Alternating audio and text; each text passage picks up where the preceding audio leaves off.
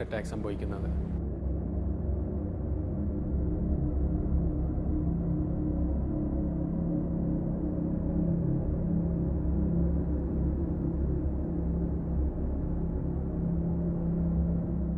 ഞാനന്ന് മോളുടെ കൂടെ കളിച്ചുകൊണ്ടിരിക്കുമായിരുന്നു. ലൈക്ക് ഫോട്ടോ എടുത്തിട്ട് വീഡിയോ ഒക്കെ എടുത്തിട്ട് പെട്ടെന്ന് എന്തോ ഈ ഭാഗത്തു നിന്നൊരു തരിപ്പ് പോലെ, ഒരു വേദന പോലെ. പിന്നെ എനിക്കൊന്നും ഓർമ്മയില്ല. പെട്ടെന്ന് എൻ്റെ ഇടതുകൈയുടെ ഈ ഭാഗത്തായിട്ട് ഒരു വേദന, അത് വേദന വന്നിട്ട് ഞാൻ എൻ്റെ കൈ അനക്കാൻ നോക്കിയിട്ട് അനക്കാൻ പറ്റുന്നില്ല. അത് പെട്ടെന്ന് വേദന അങ്ങ് കൂടി അങ്ങ് ശക്തമായിട്ട് ഈ ഭാഗത്തായിട്ട് അങ്ങ് വരികയാണ്. എനിക്ക് എന്ത് ചെയ്യണമെന്നറിയാൻ പാടില്ല. എന്നാൽ ഭയങ്കരമായ വേദന. ഞാൻ എഴുന്നേക്കാൻ ശ്രമിച്ചു. പിന്നെ എനിക്ക് ഒന്നും അറിയാൻ പാടില്ല. ഞാനങ്ങ് അബോധാവസ്ഥയിലോട്ട് പോകുമായിരുന്നു.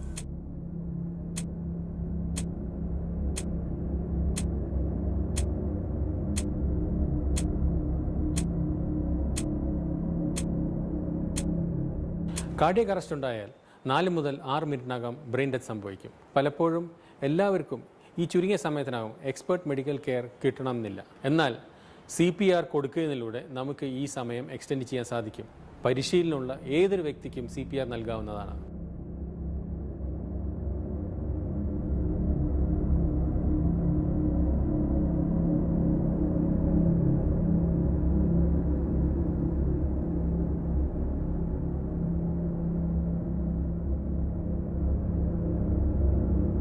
ഞാൻ ചെന്നൈയിൽ ഹോട്ടൽ മാനേജ്മെൻറ്റ് പഠിക്കുമ്പോൾ ആ കോഴ്സിൻ്റെ ഭാഗമായിട്ടാണ് ഈ CPR ട്രെയിനിങ് അറ്റൻഡ് ചെയ്തത്. പക്ഷേ അന്ന് എനിക്ക് അതിൻ്റെ പ്രാധാന്യം ഒട്ടും അറിയില്ലായിരുന്നു. പിന്നീട് റിയൽ ലൈഫിൽ എൻ്റെ കൺമുമ്പിൽ വെച്ചിട്ട് ഒരാൾ കുഴഞ്ഞ് പെട്ടെന്ന് അറ്റാക്ക് വന്ന് വീഴുന്ന സമയത്താണ് എനിക്ക് കയറി ഇടപെടാൻ പറ്റുന്നതും ഒരാളുടെ ജീവൻ രക്ഷിക്കാൻ പറ്റുന്നതും. ശരിക്കും ആ കോഴ്സ് പഠിച്ചുകൊണ്ടുള്ളൊരു ഇത് എനിക്ക് അപ്പോഴാണ് ശരിക്കും മനസ്സിലാവുന്നത്. ഒരാളുടെ ജീവൻ രക്ഷിക്കാൻ പറ്റുകയെന്ന് പറഞ്ഞാൽ അതിൽ കൂടുതലൊന്നും പറയാനില്ല.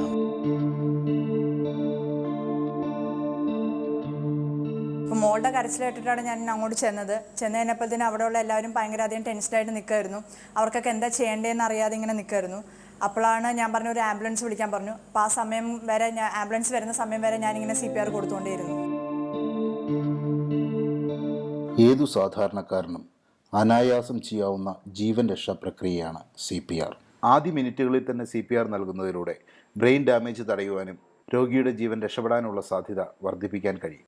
നിങ്ങളുടെ നിത്യജീവിതത്തിൽ ഇത്തരമൊരു സാഹചര്യത്തെ അഭിമുഖീകരിക്കേണ്ടി വന്നാൽ ഒട്ടും പരിഭ്രമിക്കാതിരിക്കുക. ബോധരഹിതനായ വ്യക്തിക്ക് ചുറ്റുമുള്ള തിരക്കൊഴിവാക്കി അയാളെ നേരെ കിടത്തി തടസ്സങ്ങളില്ലാതെ ശ്വസിക്കുവാനുള്ള സൗകര്യമൊരുക്കുകയാണ് ആദ്യം ചെയ്യേണ്ടത്. അടിയന്തര വൈദ്യസഹായം അഭ്യർത്ഥിച്ച് ഫോൺ ചെയ്തു കഴിഞ്ഞാൽ ഉടൻ തന്നെ ഒട്ടും സമയം പാഴാക്കാതെ CPR ആരംഭിക്കുക. CPRലെ ആദ്യ സ്റ്റെപ്പ് രോഗിയിൽ എന്തെങ്കിലും പ്രതികരണമുണ്ടോ എന്നറിയുകയാണ്. അതിനായി അയാളെ ശക്തിയായി തട്ടി വിളിക്കുക. പ്രതികരണമില്ല എന്നാണെങ്കിൽ വേഗം മൂക്കിനു മുകളിൽ കയ്യോ മുഖമോ ചേർത്ത് അയാൾ ശ്വാസം എടുക്കുന്നുണ്ടോ എന്നും കഴുത്തിലെ നാഡി പരിശോധിച്ച് പൾസ് ഉണ്ടോ എന്നും പരിശോധിക്കുക. എന്നിട്ടും രോഗിയിൽ പ്രതികരണങ്ങളൊന്നും ഇല്ലെങ്കിൽ ഉടനെ അയാളുടെ തല അല്പം പിന്നിലേക്ക് ചെരിച്ച് ശ്വാസം അനായാസം ഉള്ളിലേക്ക് എടുക്കുവാനുള്ള സാഹചര്യമൊരുക്കുക. തുടർന്ന് ഇരു കൈകളും ചേർത്ത് നെഞ്ചിൽ ഹൃദയത്തിന് മുകളിലായി 1.5 ഇഞ്ച് ആഴത്തിൽ സെക്കൻഡിൽ 1-ലധികം തവണ എന്ന വേഗത്തിൽ ശക്തിയായി അമർത്തുക. പ്രായം, ആരോഗ്യം എന്നിവയ്ക്കനുസൃതമായി ഈ പ്രക്രിയയിൽ നേരിയ മാറ്റങ്ങളുണ്ട്. ഇങ്ങനെ തുടർച്ചയായി 30 തവണ ചെയ്ത ശേഷം ഉടൻ തന്നെ മൂക്കടച്ചു പിടിച്ച് വായിലൂടെ അതിശക്തമായി 2 തവണ ശ്വാസം ഊതിക്കയറ്റണം.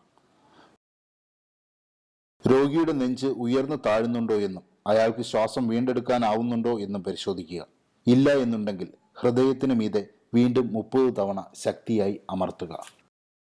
ഈ പ്രോസസ്സ് വൈദ്യസഹായം എത്തുന്നതുവരെയോ രോഗിയിൽ എന്തെങ്കിലും പ്രതികരണങ്ങൾ ഉണ്ടാവുന്നതുവരെയോ തുടർന്നു കഴിഞ്ഞാൽ ജീവൻ രക്ഷിക്കാനുള്ള സാധ്യത വളരെയേറെ വർദ്ധിപ്പിക്കുവാൻ നമുക്ക് സാധിക്കും.